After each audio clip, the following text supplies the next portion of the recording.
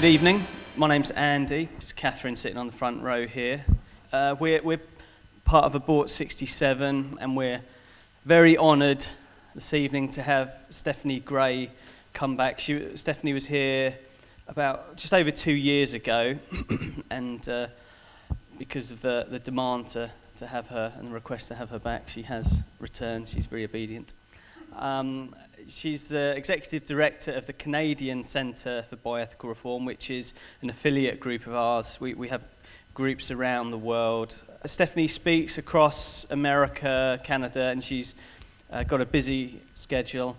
This week, tomorrow, we're at Sussex University for a debate, then up in London for a talk, and then some talks later on in the week, hopefully reaching lots of people with the pro-life message. So I'm going to hand over to Stephanie now, and please give her a warm welcome.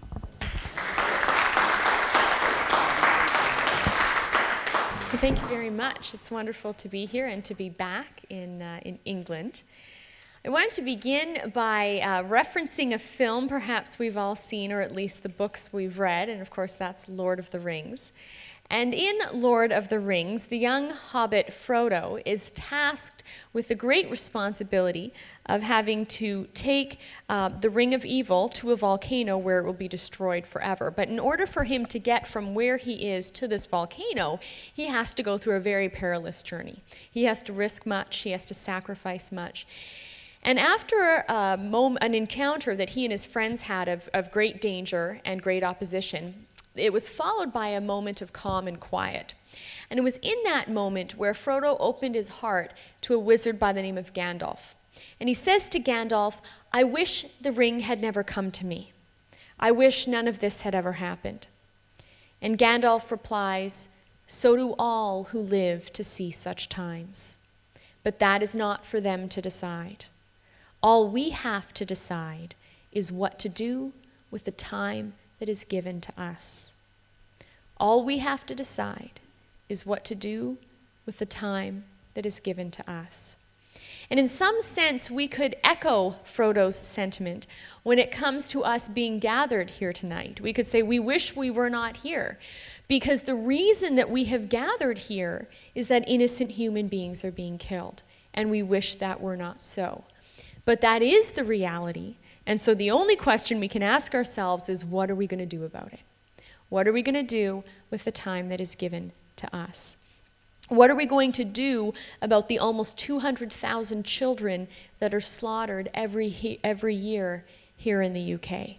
What are we going to do about the public opinion where, for the most part, people are indifferent to, if not supportive of, the slaughter of these children?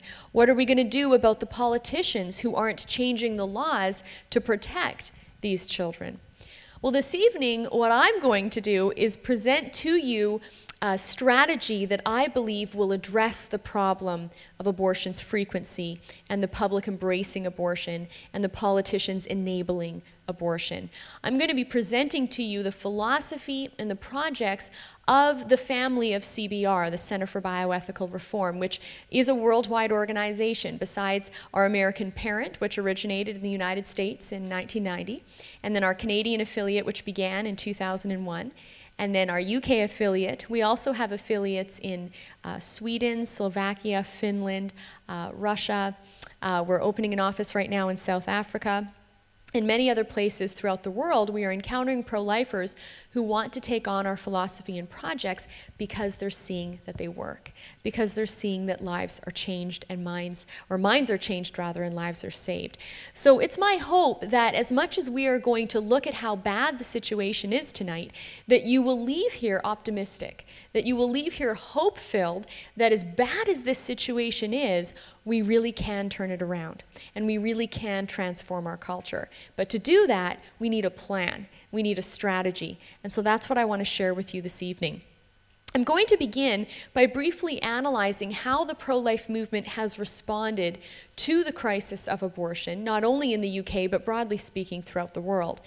And from there, I'm going to bridge to explain why the Center for Bioethical Reform has come into existence and what we do. When it comes to the traditional pro-life movement, typically pro-life activity falls in one of three categories. There is the pastoral arm, the political arm, and the prophetic or the educational arm.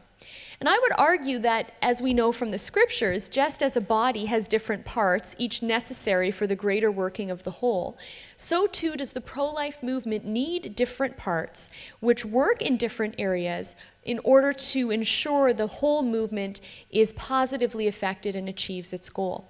So we need the pastoral arm, which is really a service arm, which offers help to women in crisis, women in need.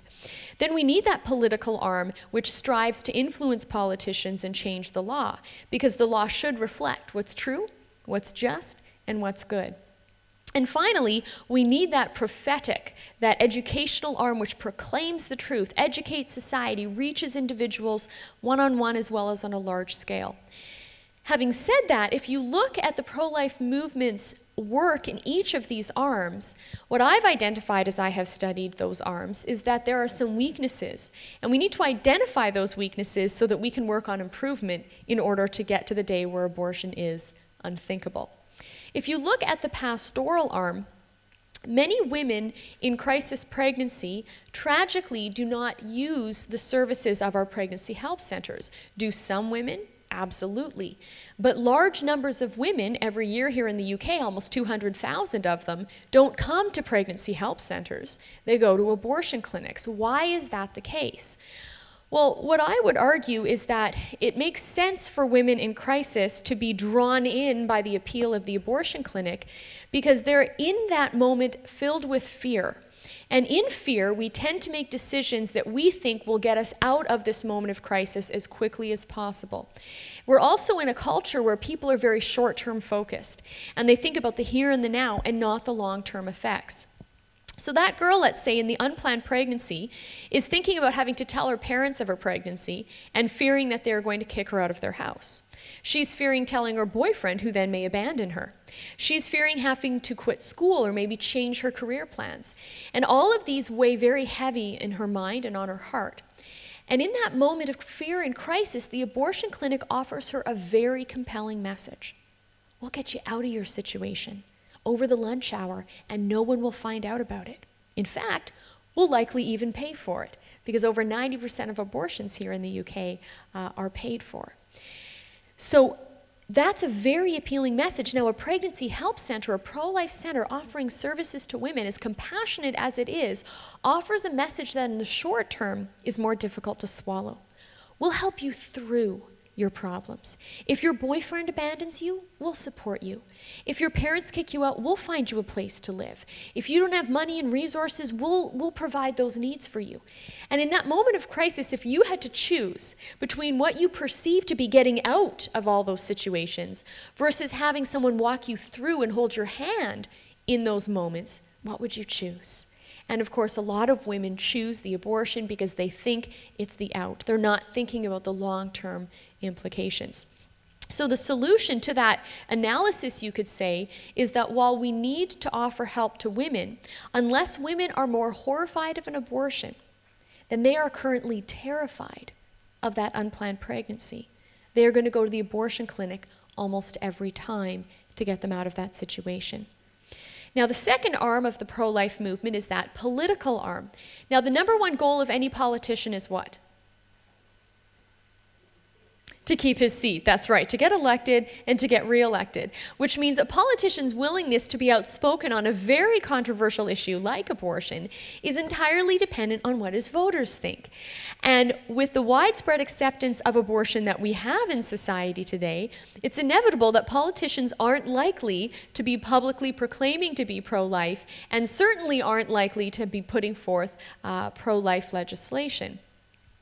Even if you do have a few politicians that are willing to be outspoken, if the vast majority of their colleagues are not pro-life and their voters aren't pro-life, then no matter how much information is put forward, it will never pass without majority support.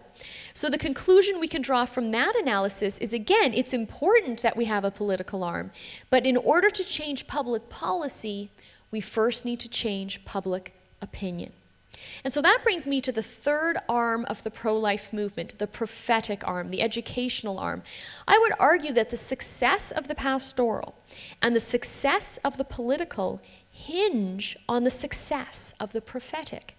If we do a good job educating, correspondingly, we will see public opinion change so that pro-life politicians have more support.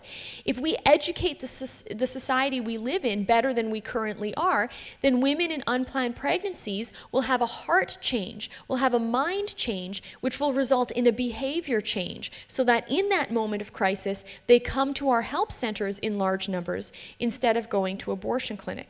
So the question is, how have we been doing in that third arm of the pro-life movement?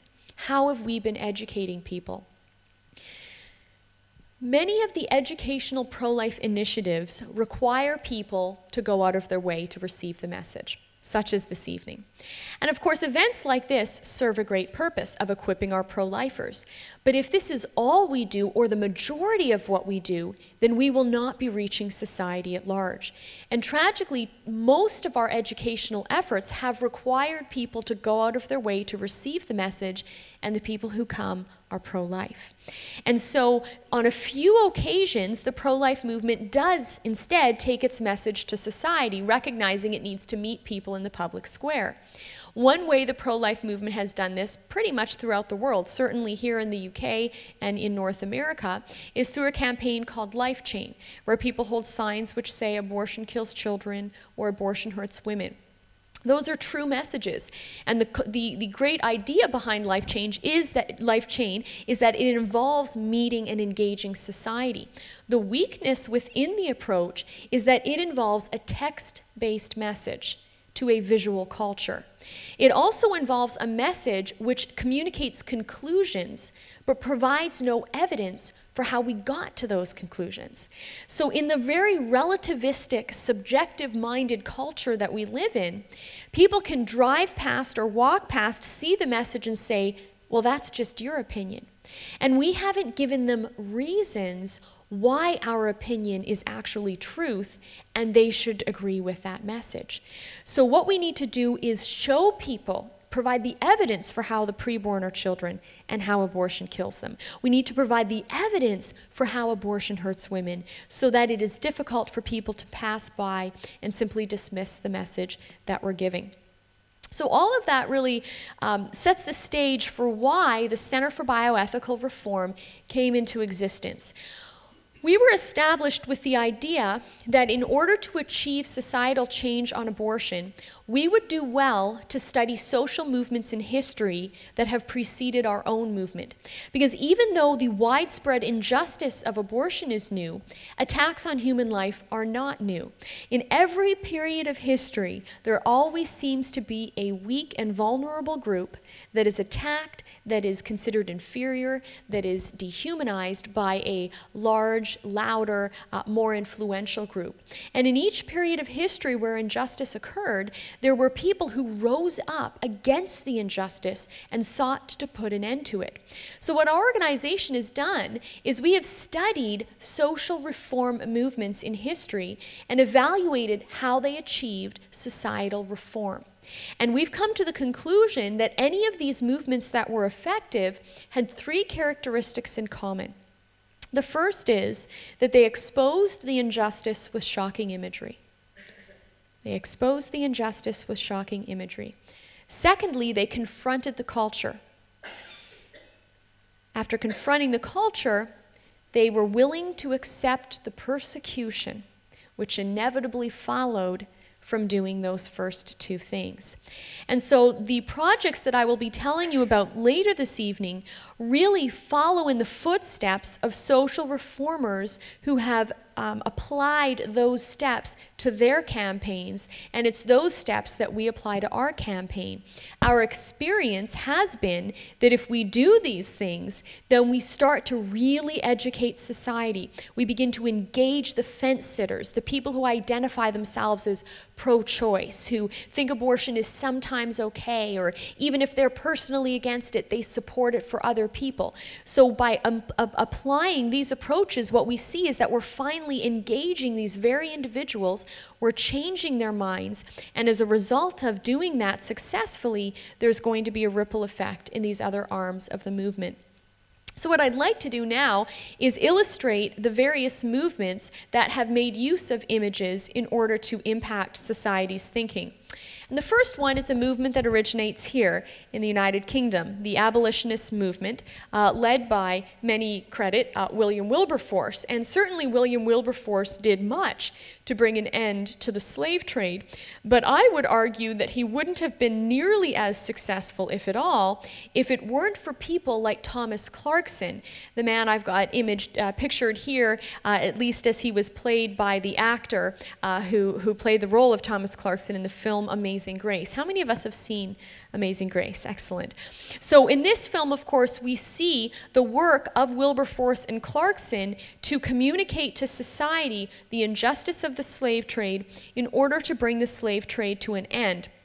And in a time before photography, the abolitionists did what they could to communicate a visual message to society. Thomas Clarkson, for example, purchased chains and shackles. And when he traveled across England and spoke about the slave trade, he would do visual demonstrations for his audiences as to exactly how the slaves were chained together, how they were treated like animals. One of the most powerful tools for the abolitionists was this image, this sketching of the inside of a slave ship called Brooks, drawn in the year 1788. And it depicted with measurements of feet and inches exactly how the slaves were crammed in like cargo. In a book about the slave trade called Bury the Chains, a fascinating look at the history of the abolitionist movement. At one point in his book, Hochschild talks about this image, and he talks about the power of this image. And he says, iconic images have power because they allow us to see what previously we could barely imagine. And he goes on to cite examples. The emaciated men staring out of the bunks of a Nazi concentration camp. The naked, napalmed Vietnamese girl running down a road. The lone Chinese man staring down tanks in Tiananmen Square. Iconic images have power, he said, because they allow us to see what previously we could barely imagine. If you fast forward into the 20th century, you have the anti-child labor movement in the United States. In 1908, they hired a photographer by the name of Lewis Hine, and his job was to travel across the country to places like this, the mines of Pennsylvania, where children were working long hours in dangerous conditions. They were being robbed of their childhood. And as his images were communicated to the public, people became uncomfortable with child labor. By 1920, the number of child laborers in the United States was cut in half from what it had been in 1910, only 12 years after Hine began his campaign of taking photographs. This photograph was taken around, I believe it was the 1950s, in the Northumberland Strait in Canada, in fact. And this image of a mother seal watching her baby seal be clubbed to death horrified and outraged the world. In fact, some countries were so appalled by this image that they banned seal fur imports from my country. And so we see, whether we support or not the animal rights movement, they get it. They know that it's disturbing images that need to be communicated in order to get people to change their behavior. This photo was taken in 1976 in Soweto, South Africa. The young boy lying dead in the arms of the older boy is Hector Peterson. And Hector was a schoolboy, a teenager, who was part of a group of about 30,000 students that took to the streets of Soweto to protest apartheid. And as they began protesting, the police came out and absolute pandemonium broke forth. The police ended up shooting and killing Hector.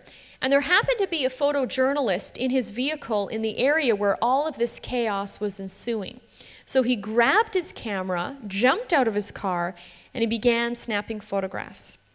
Now, at one point, there were some students in the line of his lens who began to motion at him to stop, to not take a picture. So he approached the young people and he said, "Well, what's wrong? Why can't I take a photo?" And they said, "If you take a picture, and you publish it, the police will identify us. And he looked at the young people and he said, a struggle without documentation is no struggle. A struggle without documentation is no struggle. And that sentiment can be echoed when it comes to the modern day slaughter of abortion. If we want people to respond as though babies are being killed, then we need to provide the documentation that indeed that is happening. This is a photograph of a young boy who in 1955, at the age of 14, his name is Emmett Till, went from Chicago, where he was living, down to Money, Mississippi on his summer holiday. And while in Mississippi, he went to visit relatives. And one day, he allegedly whistled at a white woman working at a corner store and said to her, "Bye, baby," and left. Now, being from Chicago, Emmett thought nothing of that brief exchange with the white woman. But being from the South, the other young black children around him were very concerned as to what could happen to a black person who interacted with a white woman the way Emmett did towards this woman. Well, several days later, in the darkness of 2 o'clock in the morning, Emmett was to learn his lesson when the husband of that white woman and his half-brother showed up at Emmett's uncle's home. They kidnapped Emmett, drove him off to a distance, beat him savagely. They shot him in the head. Then they tied his body to a 75-pound cotton gin fan and threw it in a river. Days later, his body was recovered, and it was so bloated and broken and mutilated, they could hardly identify him as Emmett Till. But because there was a ring on his finger that his mother had given him the day he left Chicago, they knew the body was his. Emmett's body was then placed in a coffin, and the Mississippi authorities had the coffin nailed shut. They then spoke to the director of a funeral home in Chicago to make sure that he wouldn't open the coffin.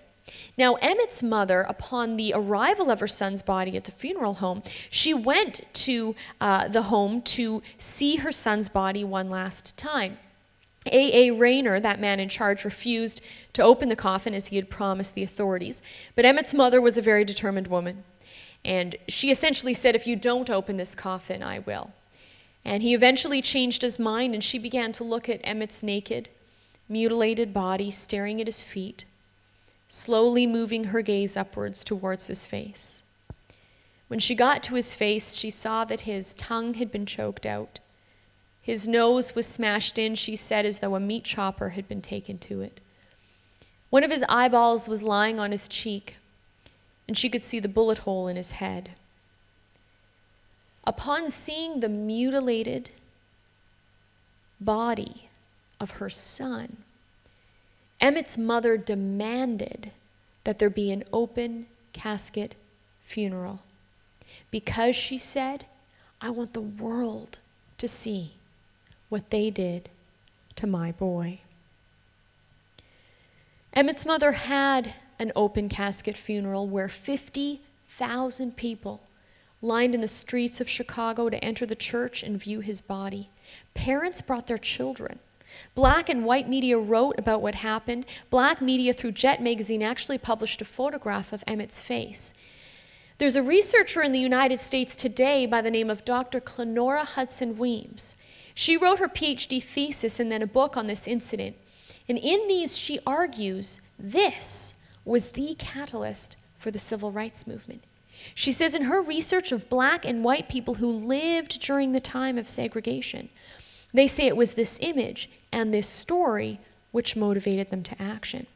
Now, if that's true, why today in my frequent travels to the United States are so few people familiar with Emmett Till's story, but every audience member always familiar with that story of Rosa Parks, the famous tired black woman who refused to give up her bus seat to a white man, also in that same year of 1955. Well, to provide some insight in answering that question, Dr. Weems, in one of her essays, quotes from Emmett's second cousin, who said, "Historians like to talk about the good and the bad, but they don't want to deal with the ugly.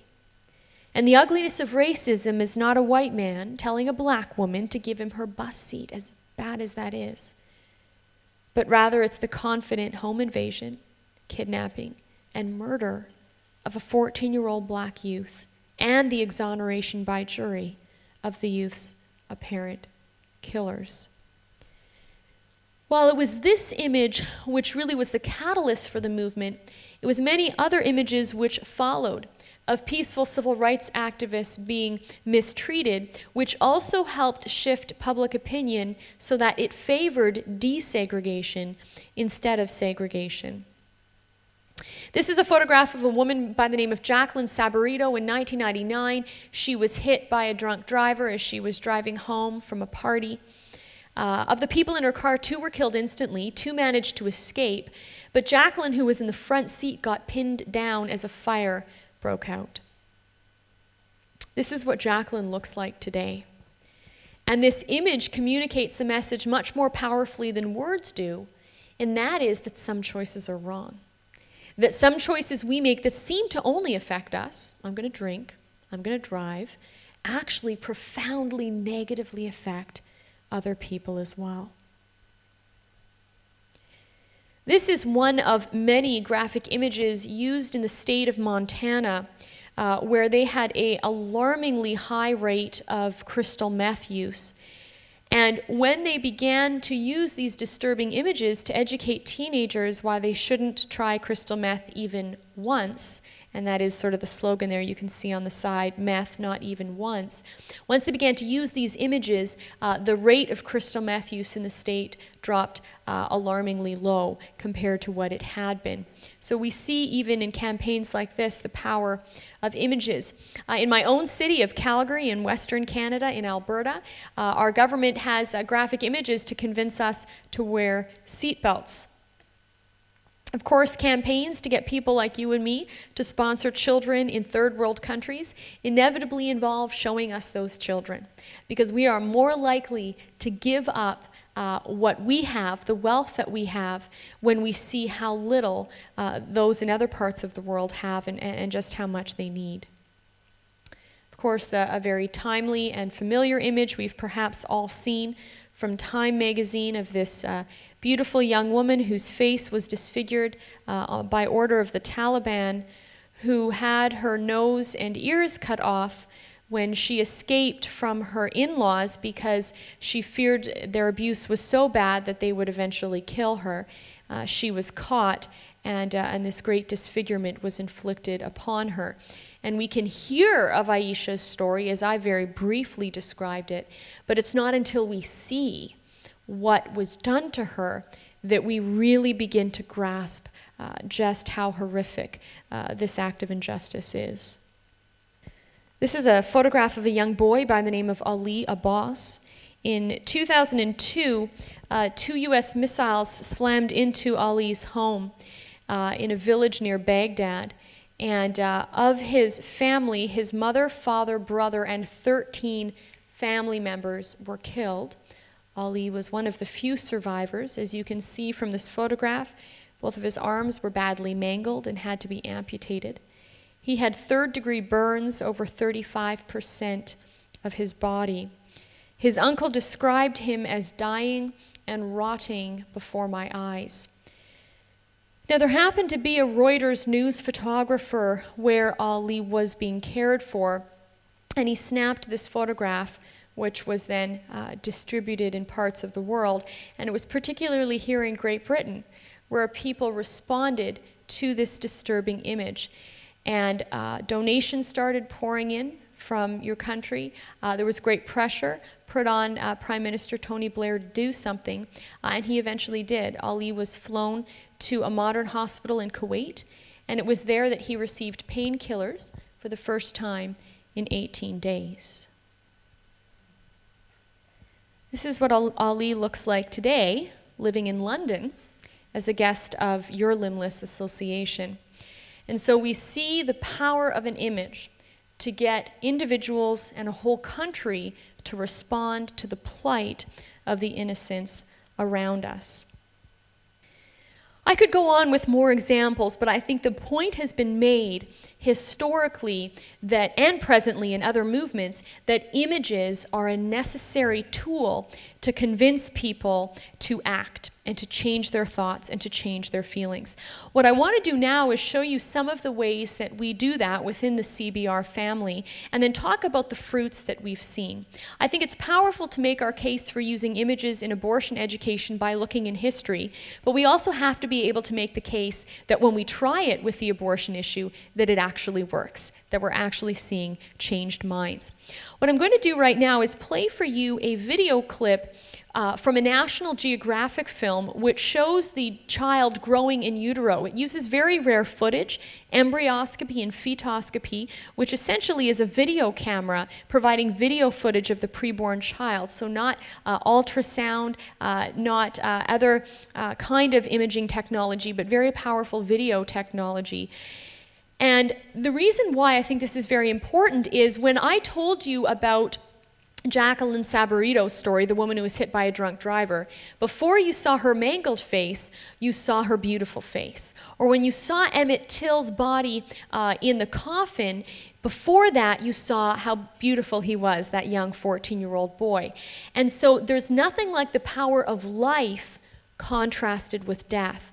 And so I think the same is true when it comes to educating society about abortion. We need to convey the beauty of the preborn child, how rapidly that baby is growing so early in pregnancy, and following that, we need to convey the inhumane nature of the act of abortion. So what I'm going to play now then is this clip from the National Geographic.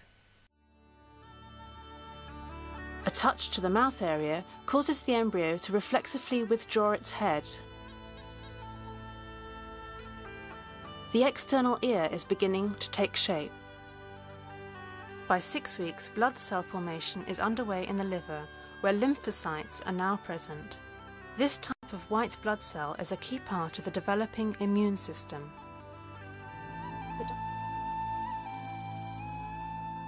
Hiccups have been observed by 7 weeks. Leg movements can now be seen, along with a startle response.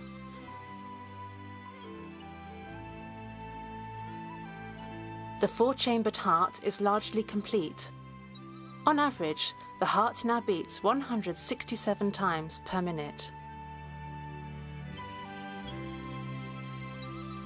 Electrical activity of the heart, recorded at 7.5 weeks, reveals a wave pattern similar to the adults. In females, the ovaries are identifiable by 7 weeks. Fingers are separate.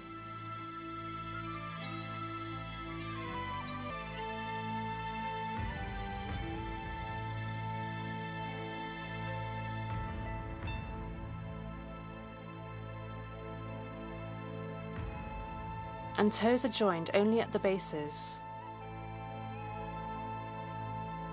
The hands can now come together, as can the feet. Knee joints are also present. By 8 weeks, 75% of embryos exhibit right-hand dominance. The remainder is equally divided between left-handed dominance and no preference. This is the earliest evidence of right or left-handed behaviour. Head rotation, neck extension, and hand-to-face contact occur more often. Touching the embryo elicits squinting,